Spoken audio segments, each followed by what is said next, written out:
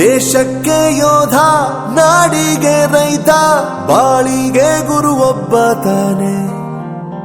ಅಕ್ಷರ ಕಲಿಸೋ, ಅಜ್ಞಾನ ಅಳಿಸೋ, ಅವನೂನು ಅನ್ನದಾತಾನೆ. ತಪ್ಪು ಸರಿಯ ತಿದ್ದಿ ತಿಳಿ ಹೇಳಿ ಸಮಬುದ್ಧಿ ನಮ್ಮ ಚಿತ್ತ ಶುದ್ಧಿಯಾಗೋ ಹಾದಿ. ಎಷ್ಟೇ ದೂರ ಹೋದ್ರೂ ಮರಿಬೇಡ ನಿನ್ನ ಬೇರು, ನಿನ್ನ ಸಾಧನೆಗೆಲ್ಲ ಇದುವೇ ಆದಿ.